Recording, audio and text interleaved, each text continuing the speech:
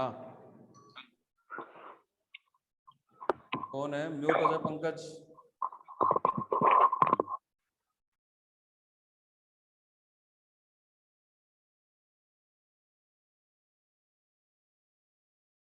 हाँ, कोई बात नहीं बेटा, दोबारा रिवीजन हो जाएगा। जो नहीं आया उसका दोबारा रिवीजन हो जाएगा, कोई खास बात नहीं है ना। तो स्टार्ट करते हैं अपन, करेंगे स्टार्ट। सर आवाज नहीं आ रही आवाज ही नहीं आ रही?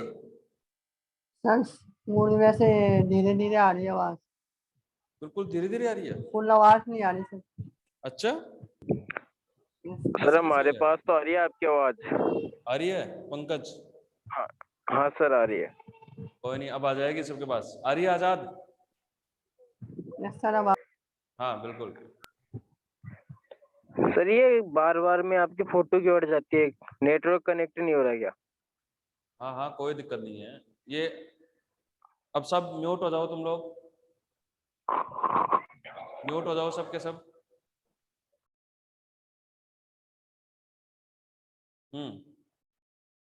स्टार्ट करते हैं अपन।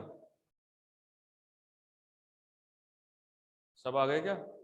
बहुत कम बच्चे जुड़ रहे हैं।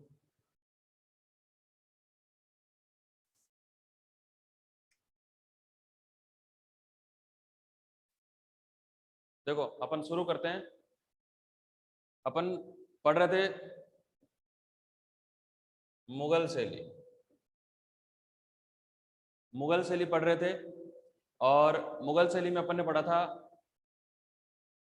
बाबर, हुमायूं, इनसे संबंधित कला को पढ़ा था कि इनके समय में कौन सी कला का विस्तार हुआ था, वो पढ़ा था अपन ने। ठीक है, तो पहले अपन ने उसका थोड़ा सा उद्भव में विकास पढ़ा कि किस समय शुरू हुई, मुगल शैली कहते हैं किसे हैं, दरबारी शैली किसे कहते हैं। उसके बाद में अपन ने शुरू किया, उसके बाद में अपन ने पढ़ा कि बाबर के समय कौन सा ग्रंथ प्रचलित में रहा, बाबर के समय कौन सी शैली प्रकाश में आई। हाँ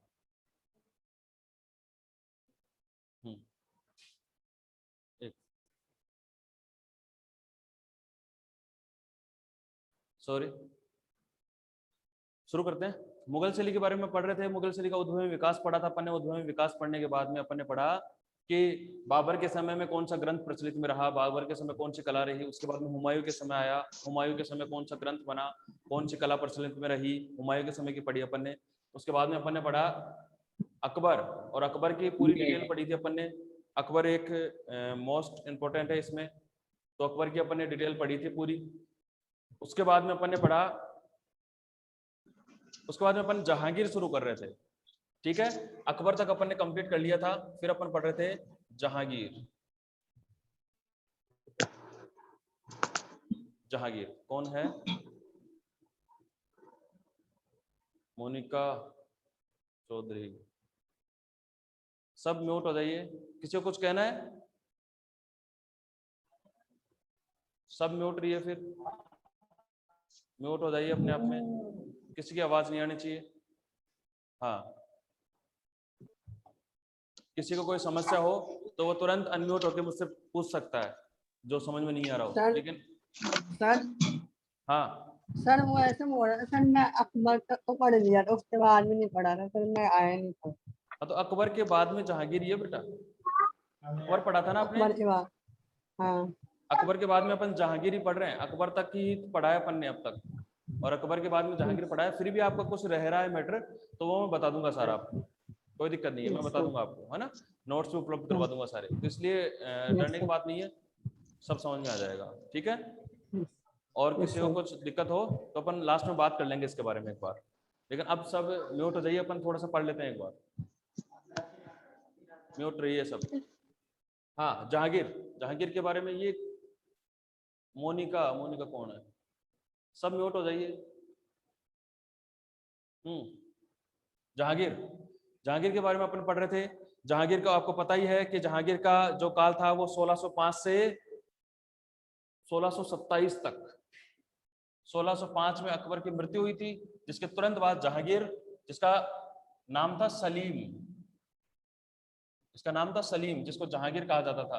1605 से 1627 तक इसका राज्यकाल रहा। 1605 से 1627 तक ये राजा रहा। इनके समय में सबसे बड़ी बात यह रही कि इनके समय में चित्रकला का सबसे ज्यादा विकास रहा, सबसे ज्यादा। और इसी के कारण अपन आगे पढ़ेंगे भी इसके बारे में, इसी के कारण इस काल को चित्रकला का स्वर्णकाल कहा जाता है। जहांगीर के काल को चित्रकला का स्वर्णकाल कहा जाता है। कई बार क्वेश्चन पूछा जाता है चित्रकला का स्वर्णकाल कौन से मुगल शासक के समय रहा, तो अपने को लिखना है जहांगीर। ठीक है, इसके बाद अपन देखते हैं जहांगीर 1605 ईस्वी में मुगल साम्राज्य का शासक बना। उसके बाद में कुछ समय तक अकबर, देखो जैसे ही जहांगीर शासक बना तो शासक बनने से पहले कौन था, अकबर। अब अकबर था तो अकबर के समय में चित्रकला जोरों शोरों से चल रही थी। अकबर के समय में भी चित्रकार थे और 100 से अधिक चित्रकार थे और उन्होंने भी बहुत अच्छे अच्छे चित्र बनाए।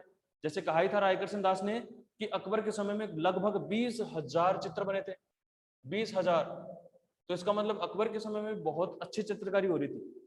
तो अकबर के काल में जो चित्रकार काम कर रहे थे, जो चित्रकारी हो रही थी, उसी का अनुसरण हुआ जहांगीर के काल में। उसी का अनुसरण कहाँ हुआ, जहांगीर के काल में। कहने का मतलब जहांगीर के समय जब जहांगीर का शासन आया और उस समय जब चित्र बनना शुरू हुए तो जहांगीर के समय में भी वही चित्र बने जो अकबर के समय में बनते थे, नया कुछ नहीं हुआ। इसके समय में भी वही चित्र बनना शुरू हुआ जो अकबर के समय बन रहे थे, वही व्यक्ति चित्र, वही राजा महाराजाओं के दरबारी चित्र, वही दरबार में जाकर बैठकर दरबार में राजाओं महाराजाओं के लाइव पोर्ट्रेट बनाना, लाइव स्केच बनाना, वही सारा जहांगीर के समय में भी शुरू रहा। तो इसमें मतलब नवीनीकरण बाद में आया। इस शैली में सबसे बड़ी बात क्या रही, कुछ समय बाद अकबर कालीन जो परंपरा थी उसको त्याग कर जहांगीर ने अपनी एक नई शैली बनाई कि यार ये तो पिछले 50 सालों से यही चित्र बनते आ रहे हैं, तो अपन कुछ नए चित्रों का निर्माण करवाते हैं। इसने क्या करा, इसने छाया व प्रकाश का मिश्रण करवाया। चित्रों में छाया व प्रकाश को दिखाना शुरू करवाया। छाया व प्रकाश कैसे, जैसे चित्र बनवाया तो राजा का जब अकबर के कालीन जब जितने भी चित्र अकबर से समय के पहले जहांगीर के समय से पहले के उनमें छाया प्रकाश नहीं था। छाया प्रकाश कैसे, जैसे किसी व्यक्ति का बनाया तो सिर्फ जैसा है वैसा का वैसा कलर डाल दिया, स्किन कलर, और वैसा वैसा बन गया। उसमें क्या था, छाया और प्रकाश। जैसे बालों के नीचे हल्की सी छाया दिखाना, आंख के नीचे छाया दिखाना, यहाँ गले के नीचे छाया दिखाना, हल्की सी छाया दिखाई जाती है जिससे कि डार्कनेस होता है। उसी कलर में थोड़ा सा ब्लैक और व्हाइट मिलाकर उसको टोन को हल्की और गहरी जो की जाती है, वह काम शुरू हुआ जहांगीर के समय में। और जहांगीर के समय में धीरे धीरे छाया व प्रकाश का मिश्रण होने लगा। इसलिए ये जो शैली थी वो धीरे धीरे प्रोग्रेस में आती गई और धीरे धीरे नवीनीकरण होता गया इसका। मतलब अकबर के काल तक जो चित्र शैली चल रही थी उससे नवीनीकरण चलता रहा, उससे अलग होती गई। ठीक है, इसके बाद में अकारिजा, देखो एक चित्रकार था जहांगीर के काल में जिसका नाम था अकारिजा। अकारिजा, ये जो अकारिजा चित्रकार था ये ईरानी चित्रकार था और ईरानी चित्रकार के साथ साथ जहांगीर की चित्रशाला का प्रमुख चित्रकार था ये। मतलब अकारिजा नामक एक चित्रकार था जो जहांगीर की चित्रशाला में काम करने वाले चित्रकारों में से सबसे मुख्य चित्रकार था, सबसे महत्वपूर्ण चित्रकार था। और ये व्यक्ति चित्र बहुत अच्छे बनाता था, ये व्यक्ति चित्र बहुत अच्छे बनाता था। और जहांगीर के काल में जहांगीर के 9 रत्नों में ये शामिल हुआ था, जहांगीर के 9 रत्नों में ये शामिल हुआ था। इसका एक पुत्र था जिसका नाम था अबुल हसन। इसका एक पुत्र था जिसका नाम था अबुल हसन। यह भी जहांगीर का सुप्रसिद्ध चित्रकार बना, इसी का पुत्र था। और ये धीरे धीरे अपने पुत्र को भी चित्रकला सिखाने लगा और इस प्रकार जो इनका पुत्र था अबुल हसन वो भी चित्रकला में माहिर हो गया और ये जहांगीर का प्रिय कलाकार बन गया था, जहांगीर का प्रिय कलाकार बन गया था। इसके अलावा इसी के समय जहांगीर के समय ही उस्ताद मंसूर एक महत्वपूर्ण चित्रकार था। उस्ताद मंसूर एक महत्वपूर्ण चित्रकार था जो पशु पक्षियों के चित्रण में माहिर था, पशु पक्षियों के चित्रण में माहिर था, बहुत अच्छे तरीके से पशु पक्षियों का चित्रण बनाता था। उस समय 16वीं शताब्दी का सबसे महत्वपूर्ण चित्र था टर्की कॉक और बाज। टर्की कॉक और बाज के चित्र था। ये उस्ताद मंसूर ने ही बनाया था, जो जहांगीर के समय का सबसे महत्वपूर्ण चित्र माने जाते हैं दोनों, टर्की कॉक और बाज के चित्र। ठीक है, तो इस प्रकार जहांगीर का जो काल आया 1605 से 1627 तक, इसमें अकबर कालीन जो चित्रकला थी उसका धीरे धीरे नवीनीकरण हुआ, और नवीनीकरण होते होते क्या हुआ, इसमें छाया में प्रकाश का मिश्रण होने लगा। इसके साथ ही इसमें महत्वपूर्ण चित्रकार था इसके पास का, इसके दरबार का, जिसका नाम था अकारिजा। अकारिजा का भी पुत्र अबुल हसन, अकारिजा का पुत्र अबुल हसन जो जहांगीर का प्रिय चित्रकार था, वो भी जहांगीर के समय में भी काम करता था। इसी के साथ यहीं का एक चित्रकार था उस्ताद मंसूर, जो जहांगीर के काल का सबसे प्रसिद्ध चित्रकार हुआ, क्योंकि इसने क्या किया, टर्की कॉक और बाज का चित्र बनाया था, और ये विश्व प्रसिद्ध चित्र रहे, 16वीं शताब्दी के सबसे प्रसिद्ध चित्र माने जाते हैं। ये रहा। इसके अलावा जहांगीर चित्रकारों को अध्ययन के लिए, जितने भी जहांगीर के पास में चित्रकार होते थे, तो वो अपने चित्रकारों को पहले तो, जैसे 100 चित्रकार है तो 100 चित्रकारों में से 1 या 2 अच्छे चित्रकारों को चुनता था, 1-2 अच्छे चित्रकार को अपने पास में बुलाता था। उनकी जैसे बाहर के चित्रकार थे तो उनसे समीक्षा करवाता था, और समीक्षा करवा के देखता था कि हाँ ये चित्रकार बहुत आगे तक जाने वाले हैं, तो उन 1-2 चित्रकारों को पढ़ने के लिए, कला की शिक्षा लेने के लिए, चित्रकला की शिक्षा लेने के लिए बाहर विदेश में भेजता था, ईरान, फ्रांस, पेरिस, वहां भेजता था। जहांगीर ही ऐसा एक शासक रहा जिसने अपने कलाकारों को शिक्षा के लिए बाहर भेजा। तो ये भी आप एक अच्छी पॉइंट याद रखेंगे कि जहांगीर के समय में जो चित्रकार थे वो अध्ययन के लिए, कला के अध्ययन के लिए बाहर जाया करते थे। ठीक है, और इस फेलोशिप में, जैसे बाहर जाकर पढ़ाई करने वाले चित्रकारों में एक चित्रकार था जिसका नाम था बिशन दास।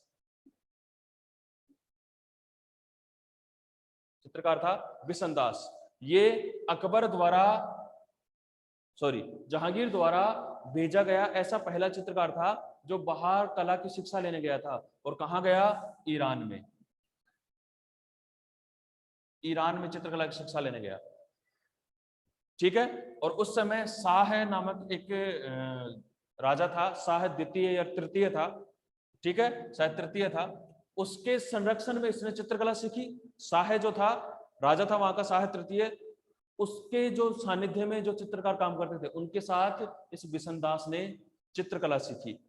ठीक है, और चित्रकला सीखकर वहीं पे ईरान में ही इसने एक सुप्रसिद्ध चित्र का निर्माण किया। ईरान में ही इसने एक सुप्रसिद्ध चित्र का निर्माण किया जिसका नाम था शेख फूल सूफी संत। शेख फूल सूफी संत, ये एक चित्र बनाया था किसने? बिशन दास ने। कहां बनाया था? ईरान में। किसके समय का चित्रकार था? जहांगीर के समय का। और इसने बहुत अच्छा चित्र बनाया, शेख फूल सूफी संत। क्या बात है, ऐसा समझ में आ रहा है क्या? No sir. नो सर, अभी आई हूँ मैं क्लास में। वेरी गुड, बताइए। कोई बात नहीं, आगे समझ में आ जाएगा। और जो भी समझ में नहीं आ रहा है उसको एक बार अपन रिपीट कर देंगे, लास्ट में एक बार रिपीट कर दूंगा, टेंशन मत लो जहां से आ रहे हो। लेकिन आप रेगुलरिटी रखो और तुरंत क्लास में जुड़ जाया करो। 12:10 पे जुड़ना ही है। कल मैंने मैसेज भी इसीलिए किया था क्योंकि बहुत कम बच्चे जुड़ रहे हैं, इसलिए आप लोग तुरंत जुड़ें और रेगुलर क्लास लें। ठीक है, इसका जिसने लेट ज्वाइन किया है उसको मैं लास्ट में और बता दूंगा थोड़ा सा। ठीक है, हाँ। तो जहांगीर अपने चित्रकारों में से 1-2 चित्रकारों को बाहर पढ़ाई के लिए भेजता था, कला की शिक्षा के लिए भेजता था, प्रशिक्षण के लिए भेजता था। तो वो जैसे इसको प्रशिक्षण के लिए भेजा, किसको? बिशन दास को। क्वेश्चन ऐसे आता है, जहांगीर किसको प्रशिक्षण के लिए जहांगीर कौन से चित्रकार को प्रशिक्षण के लिए ईरान भेजा था? ये शायद 15-16 में आया हुआ क्वेश्चन है।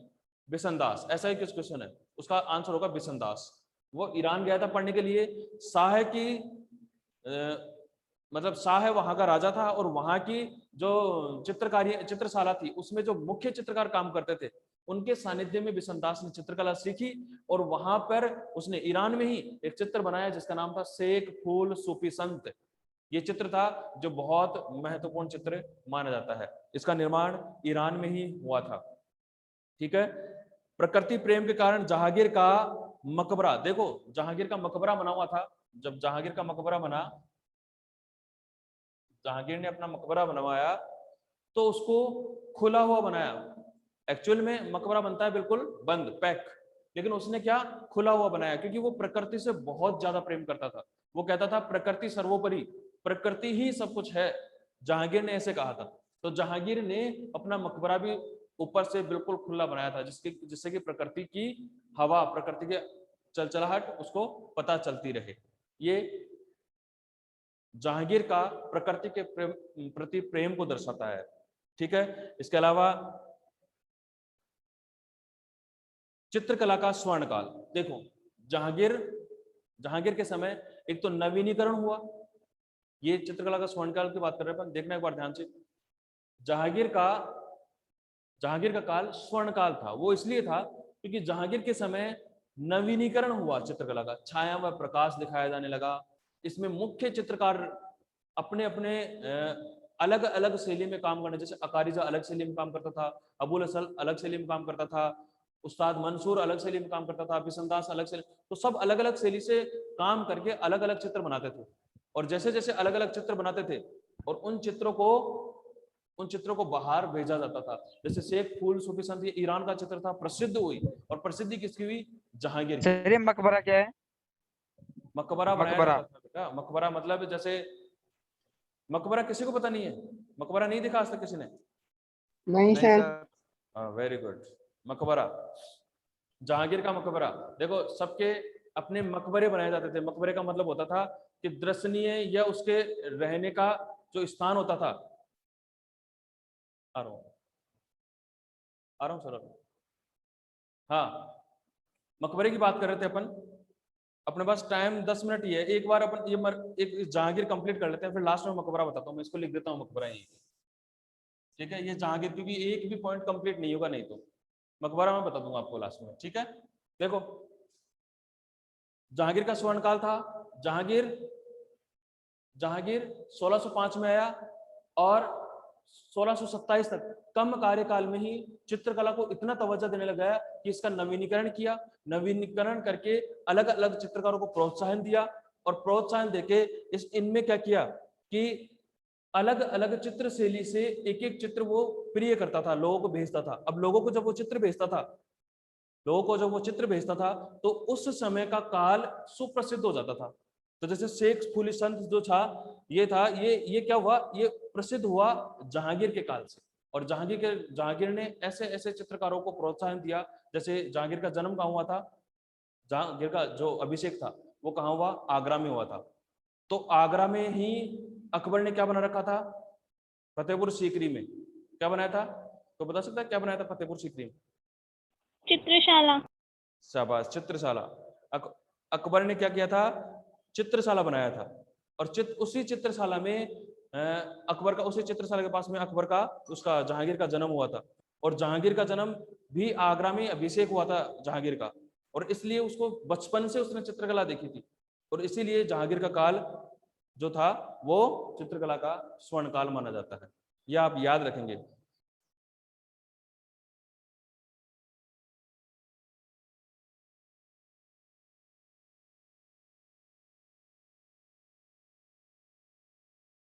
ठीक है। देखो, एक तो इसमें अब तक जो पढ़ा है, जो नए बच्चे हैं उनको थोड़ा सा और बता दूंगा दोबारा एक बार। देखो तो जो इस प्रकार चित्रशाला का निर्माण, जहांगीर के चित्रकला का काल स्वर्णकाल कहा जाता है। देखो इसके विषय, एक बार विषय देख लेते हैं। इसके विषय का मतलब क्या होता है कि जहांगीर के समय में कौन कौन से विषयों से संबंधित चित्र अधिक बने थे। जहांगीर के समय में कौन कौन से विषयों से संबंधित चित्र अधिक बने थे? तो कौन कौन से विषयों से संबंधित? धार्मिक, एक तो धर्म से संबंधित, एक सामाजिक, धर्म, समाज और राजनीतिक, राजा महाराजाओं से संबंधित। मतलब धार्मिक, सामाजिक और राजनीतिक चित्रों के साथ साथ यहां पर दरबारी चित्रों का भी निर्माण हुआ। दरबारी चित्रों का भी निर्माण हुआ। समझ में आ रहा है क्या? एक जना अनम्यूट होकर बोले, समझ में आ रहा है क्या ये? हाँ सर आ रहा है। शाबाश। एक और बताओ, एक जना और बोलो, समझ में आ रहा है? No sir. Yes sir. Yes sir. No sir. आप तो आशा से नहीं, अभी तो आए हो, 2 मिनट हुए आपको तो आए हुए ही। आशा से नहीं को तो आए हुए ही 2 मिनट हुए हैं। कोई नहीं, आपको दोबारा बताएंगे बेटा। लेकिन जो और हैं, जो रेगुलर क्लास ले रहे हैं, मतलब रेगुलर का मतलब 12-10 से जो स्टार्ट हुई क्लास तब से ले रहे हैं, उसमें से कोई है जिसको समझ में नहीं आया हो, तब तो दोबारा बताएं इसको, जल्दी बोलो। आ रहा है कि नहीं आ रहा है समझ में? No sir. है? यस सर, समझ में आ रहे हैं। हाँ, आ रहा है समझ में। चलो, ये किसने लिखा है? एक सेकंड। यस सर, आ गया समझ में। ठीक है। ये म्यूट हो जाइए अब सब। ठीक है, देखते हैं आगे। धार्मिक, सामाजिक, राजनीतिक, दरबारी, राजसी वैभव, राजसी संबंधी, ठीक है। इसके अलावा ऐतिहासिक, इन विषयों से संबंधित चित्र ज्यादा बने। कैसे बने वो देखते हैं अपन। देखो, धर्म से संबंधित मतलब इस समय धार्मिक, हिंदू मुस्लिम दोनों धर्मों से संबंधित चित्र बने थे इस समय, ठीक है, जहांगीर के समय। इसके अलावा सामाजिक, सामाजिक मतलब समाज से संबंधित भी, समाज को उत्थान करने, समाज को जागरूक करने के संबंधित भी यहाँ पर चित्रों का निर्माण हुआ, चित्र बने। राजनीतिक, राजा महाराजाओं से संबंधित भी चित्रों का निर्माण यहाँ हुआ। दरबारी, दरबार में जो कार्य होता था उसकी समीक्षा के लिए भी, या दरबार में जो राजा महाराजा बैठते थे उनके स्वयं के पोर्ट्रेट भी, व्यक्ति चित्र भी बनते थे, तो वो दरबारी चित्र हो गए। राजसी, राज से मतलब रानियों के, राजा और रानियों के संबंधित भी चित्रों का निर्माण यहाँ पर हुआ। ऐतिहासिक मतलब इतिहास में दोहराए जाने वाले, जैसे अपन ने याद किया शेख सुफिसंत है, टर्की कोक का चित्र है, बाज का चित्र है, ऐसे ऐतिहासिक चित्रों का निर्माण भी यहाँ पर हुआ है। ठीक है, कोई दिक्कत नहीं होनी चाहिए मेरे हिसाब से। सही है, चलो आगे देखते हैं। इसकी विशेषता, इसकी विशेषता देखते हैं। मतलब ये इतना क्यों पढ़ रहे हैं अपन? इतना पहले तो कभी नहीं पढ़ा, जैसे बाबर में भी नहीं पढ़ा, हुमायूं में भी नहीं पढ़ा, अकबर में नहीं पढ़ा, इसमें क्यों पढ़ रहे हैं? इसमें इसलिए पढ़ रहे हैं कि जहांगीर का काल ही चित्रकला का स्वर्ण काल था। इसको तो पूरी डिटेल पढ़नी पड़ेगी अपने को, इसको तो सब कुछ याद रखना ही पड़ेगा। हालांकि मैं आपको रिपीट कर दूंगा, अभी सब कुछ समझ में आ जाएगा। दोबारा एक बार आप ध्यान से पढ़ते रहिए। देखो विशेषताओं में, इसमें महीन रेखाओं का प्रयोग हुआ। मतलब महीन रेखाओं का मतलब बिल्कुल बारीक रेखांकन किया गया। प्रत्येक चित्र में बिल्कुल बारीक रेखांकन से काम किया गया था। जहांगीर के काल में प्रत्येक चित्र में बारीक रेखांकन का प्रयोग किया गया था। इसमें एक क्या था, इसमें छोटे छोटे बिंदु लगाकर चित्र बनाए जाते थे।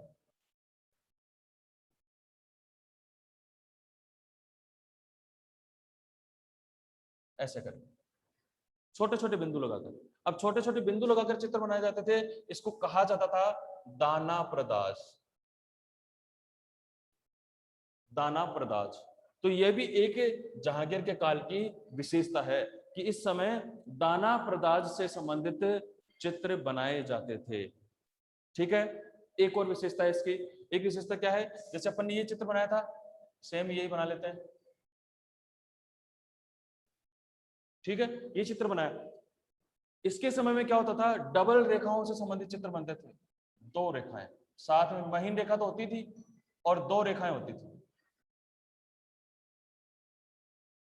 ऐसे दो रेखाओं से मिलकर चित्र बनाते थे, और इसको क्या कहा जाता था? इसको कहा जाता था खत परदाज। परदाज, खत परदाज, ये पर आएगा, खत परदाज। ठीक है, जो दो रेखाओं में खींची जाती थी उसको कहा जाता था खत परदाज, जो दाने दाने डॉट डॉट लगा के किए जाते थे उसको दाना परदाज।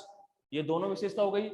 इसमें महीन रेखाओं का, बहुत महीन रेखाओं का प्रयोग किया गया था चेहरे में उभार के लिए। ये जो ये रेखा होती थी ये क्यों बनाई जाती थी? चेहरे में उभार देने के लिए, डबल लाइनिंग होती थी तो चेहरे में उभार लगता था, इसलिए वो दो लाइनों में चित्र ये बनाए जाते थे। सही है, कोई दिक्कत है क्या? सर तीसरी विशेषता क्या है? तीसरी विशेषता, पहली थी महीन रेखाएं, दूसरी थी दाना परदाज, डॉट डॉट बनाने वाली। तीसरी विशेषता थी खत परदाज। खत परदाज का मतलब होता था कि एक चित्र बनाने में, जैसे चित्र बनाते थे अपन, तो उस चित्र में क्या करते थे?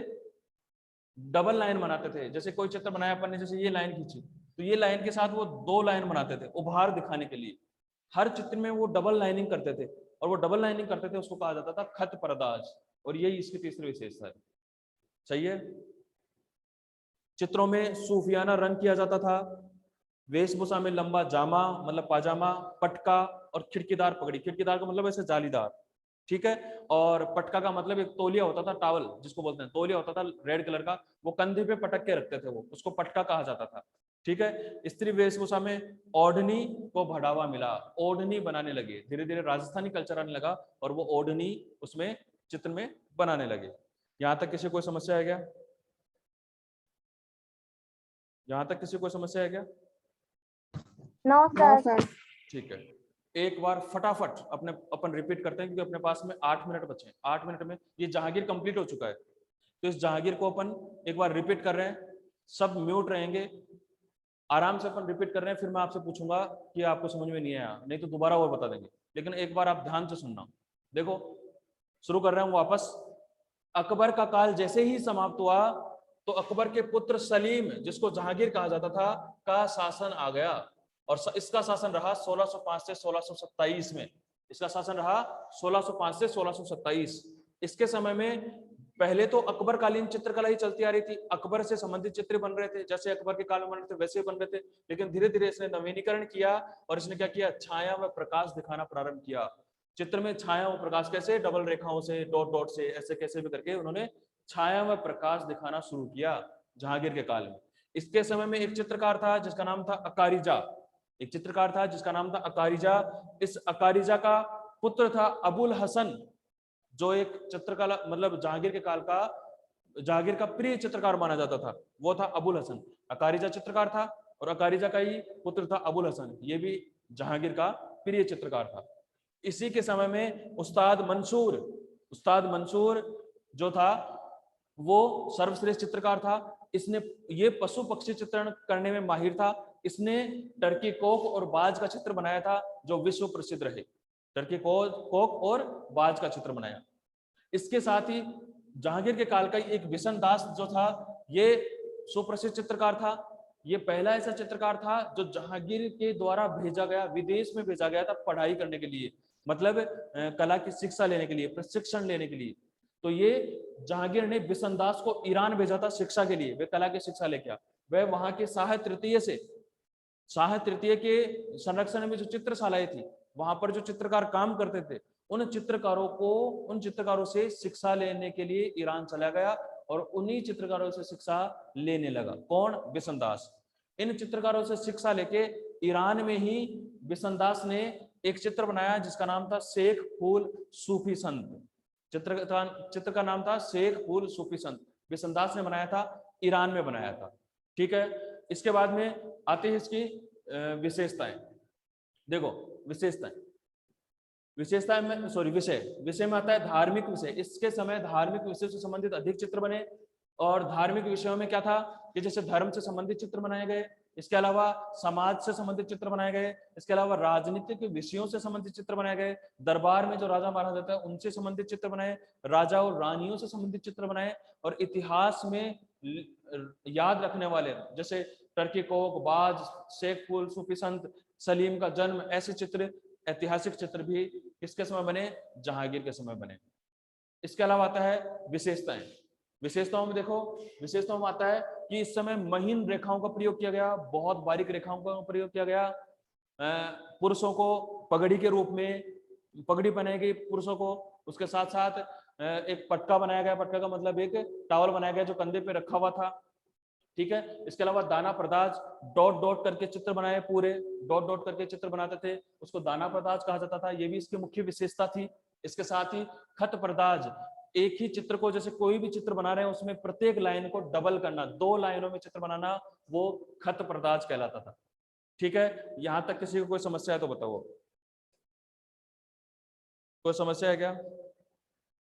सर ये विसनदास कौन था? है विसनदास कौन था? चित्रकार था, चित्रकार था जो जहांगीर के समय का चित्रकार था, और जहांगीर ने अपने इस चित्रकार को बाहर विदेश में पढ़ाई के लिए भेजा था, बाहर विदेश में पढ़ाई के लिए भेजा था इसने, किसने? जहांगीर ने। समझ में आ गया? Yes sir. सर दाना प्रदाद वापस बताओ एक बार। दाना प्रदाज, दाना प्रदाज का मतलब होता है डॉट डॉट करके चित्र बनाना। जैसे कोई भी चित्र बना रहे हैं, जैसे एक मान लो यहाँ अपन एक कोई छोटा सा कोई चित्र बनाते हैं, पेड़ बना रहे हैं मान लो,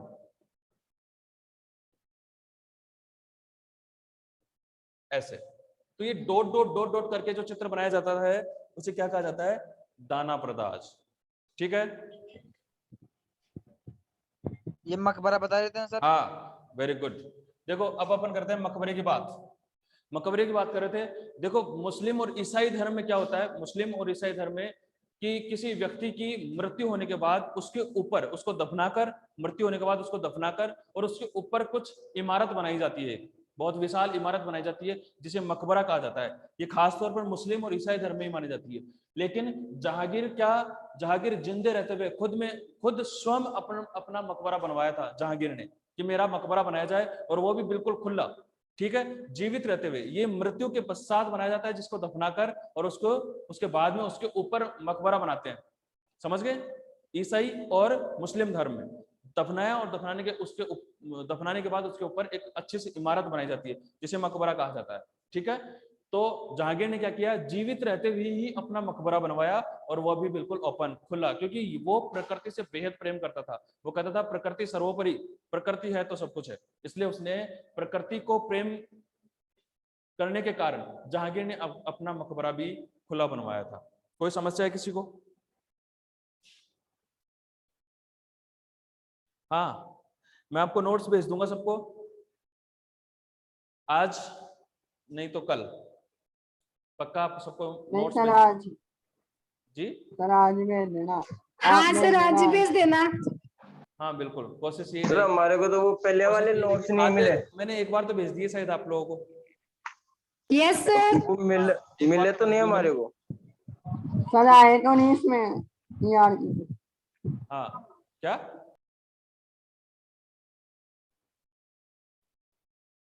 ठीक है, तो इसको आप लोग अच्छे से याद कर लेना, और जो भी समस्या हो मुझसे पूछ लेना, कोई दिक्कत नहीं है।